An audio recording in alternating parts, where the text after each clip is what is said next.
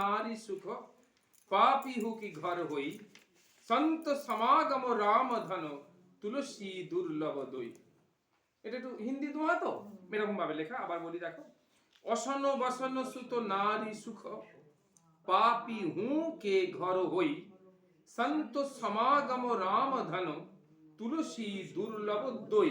দুটোই দুর্লভ। হ্যাঁ, কি কি বলছে? কি ভোজন, বস্ত্র, পুত্র, স্ত্রী সুখ তো পাপীর ঘরেও থাকে, কিন্তু সৎসঙ্গ আর রামরূপী ধন এই দুই প্রাপ্তি দুর্লভ। অর্থাৎ সৎসঙ্গ আর ইষ্ট নাম রূপ ধন যে পায়, ইষ্ট নাম রূপ ধন বলতে ইষ্ট নাম দীক্ষা, দীক্ষা পেলে তো তোমার ইষ্ট তৈরি হবে। যতক্ষণ তুমি দীক্ষা পাচ্ছ না তোমার ইষ্ট নির্দিষ্ট নয়। বলে দীক্ষা হয়েছে, বলো না, তাহলে ঠিক আছে তুই কৃষ্ণ নাম জপ কর, কারণ আমার ও বললো বলে আমার। কিন্তু গুরু জানেন যে কোনটা আমার ইষ্ট, তাই তিনি আমাদের ইষ্ট প্রাপ্তি করে দিলেন। ইষ্ট শব্দের অর্থ কি? ইষ্ট শব্দের অর্থ, ইষ্ট শব্দের অর্থ হচ্ছে ইচ্ছা, যা আমরা চাই, মনোভীষ্ট। আমাদের মনের ইচ্ছা, মানে কার সঙ্গে থাকতে চাই, কার সাথে বাস করতে চাই, হৃদয় দিয়ে কার সাথে থাকতে চাই, দেখলেই দাও কার সাথে থাকতে চাই, আমার গোপালের সাথে আমি থাকতে চাই। তাহলে গোপাল আমার কি? ইষ্ট। গুরুদেব সাথে জানতে পারবে। গুরুদেব কি করলেন? আমাকে গোপাল মন্ত্র প্রদান করলেন, ব্যাস আমি জপ করছি, তাহলে আমি আছি আর আমার ইষ্ট আছে। এটাই আমার চাওয়া। এর থেকেই শব্দগুলো এসছে, যথেষ্ট। যথেষ্ট হয়েছে, আর বলতে হবে না। তো যথেষ্ট মানে কি? এটাকে ভাঙলে, ক্লারিফিকেশন করলে সমাস কি হয়? না, ওটা তো সন্ধি। যথাযুক্ত ইষ্ট, যথেষ্ট। আকার আর হর্ষ ইকার মিলে একার হয়। সমাসটা কি?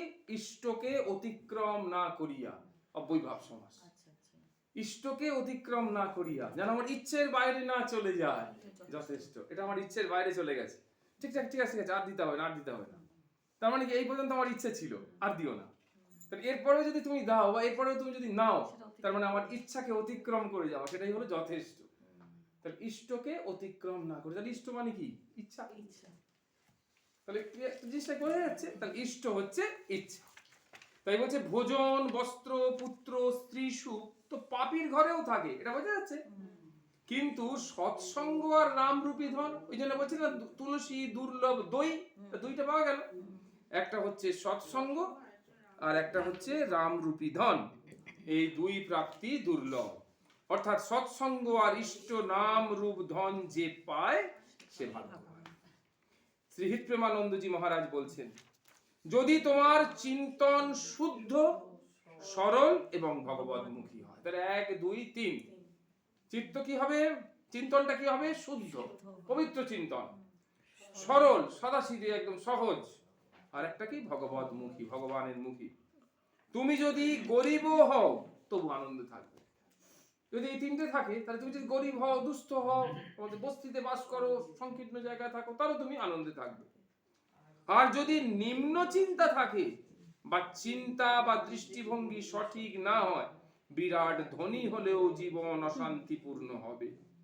হলো, তারা এটা তত্ত্বটা জানলাম। কারণটা কেন এরকম হবে? গরিবের আনন্দ হচ্ছে, যার কিচ্ছু নেই, খেতে পায় না, থাকতে পারে না, জল পড়ে এর থেকে, চাল থেকে, সে আনন্দে রয়েছে। আর এই বিরাট ধনী হয়ে সর্বকিছু পেয়ে কেন অশান্তিতে থাকবে?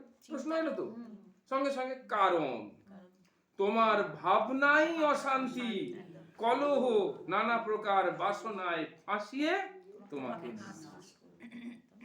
বাসনা সাংঘাতিক অবস্থা। কোভিডের সময় মারাত্মক এরকম আর কি। হ্যাঁ, চাকরি চলে গেছে, সে মানে প্রাইভেট কোম্পানিতে কাজ করতো, প্রচুর টাকা, বোধহয় 2,25,000 টাকা করে বোধহয় মাইনে পেত। হ্যাঁ, একেবারে জীবন্ত উদাহরণ সামনে, 2,25,000 করে। কি সাংঘাতিক মানে লাইফস্টাইলটা তুলে দিয়েছে। কি কি কেনেনি, ওদের 4টে না 5টা ফ্ল্যাট কিনে নিয়েছে, সেগুলো রয়েছে। তার মেনটেনেন্সের খরচ, সে মানে সে রাজকীয় ব্যবস্থা। দুম করে চাকরি চলে গেল। সে মানে কি অবস্থা, মানে সে বিক্রি পর্যন্ত করতে পারছে না, এরকম অবস্থা। তাহলে বোঝা যাচ্ছে জিনিসটা কি সাংঘাতিক অশান্তি। হ্যাঁ, সমস্ত কিছু ওই জন্য বলছেন, দিয়ে ধন দেখে মন, কেড়ে নিতে কতক্ষণ। এটা ধনীদের জন্য যেমন সত্য, আমাদের ভক্তদের জন্য আরো অব্যর্থ সত্য। ভক্তেরা সব সময় এই জন্য সাবধান, চিত শঙ্কিত বঞ্চিত ভক্তি ধরে। সব সময় আমাদের চিত্ত ভক্তিটাই আমাদের, তো ভক্তির জন্যই তো ভক্ত। যেমন অর্থ থাকলে কি বলে ধনী, লিখতে টিখতে জানতে হয় কি লেখক, কবিতা জানলে বলছে কবি। যেরকম আমরা ভক্ত কেন? ভক্তি আছে বলে। তা আমার যদি ভক্তি চলে যায়, ভক্তি না থাকে, ভক্তি যদি কেউ কেড়ে নেয়, তাহলে কি থাকবে? আমি আর ভক্ত হব? তাহলে ভক্ত মানেই হচ্ছে ভক্তি আছে। তাহলে ভক্তি ভগবান দিয়েছেন ভগবানকে পাওয়ার জন্য, ভগবানকে নিয়ে আনন্দে থাকার জন্য, ভগবানের ভক্তদেরকে নিয়ে থাকার জন্য। আর তা যদি না হয় তাহলে কি হয়? ভক্ত নয়, কোনো ব্যাপার না। এবার তুমি সারা জীবন যদি বলো মা ডাকে না, বাবা ডাকে না, থেকে যেতে পড়ে কে ডাকবে? কে ডাকবে? কারণ আমাকে তো ডাক শোনার কানটা থাকতে হবে। আর এই কান তৈরি হবে মার কাছে এলে, বাবার কাছে এলে, তবে তো হবে। তুমি ভালো করে জিনিস চিন্তা করে দেখো, এটা তুমি বাইরের মৃন্ময় মূর্তি চিন্ময় মূর্তির কথা ছেড়ে দাও। যখন বাবা মা বৃদ্ধ অবস্থা প্রাপ্ত হয়, ধরো ছোট ছেলের কাছে আছে, বড় ছেলে মেজো ছেলে বিভিন্ন জায়গায় আছে, বাবা মা কি তাদের ডাকবে? না তাদের কর্তব্য বাবা মার কাছে আসা। তারা যদি না আসে, বলে আমার বাবা মা তো কই ডাকে না, এই কথাটা সমাজ মেনে নেবে? নাকি তাদের মনকে তারা স্যাটিসফাই করতে পারবে? তাহলে সেক্ষেত্রে সেই ঠাকুরের ক্ষেত্রেও তো একই। তার মানে যখনই আমরা ঠাকুরের ক্ষেত্রে এই কথা বলছি, তার মানে কি ঠাকুরকে ঠাকুর হিসেবে রেখে দিয়েছি, আপন করতে পারিনি। আমার বাবা মা, আমার গোপাল, আমার অমুক, আমার তমুক, এটা করতে পারিনি। করতে পারলেই আসতাম, আমাকে ডাকবে কেন? আমি তাকে, আমার ইচ্ছে হয়েছে তাকে দেখতে।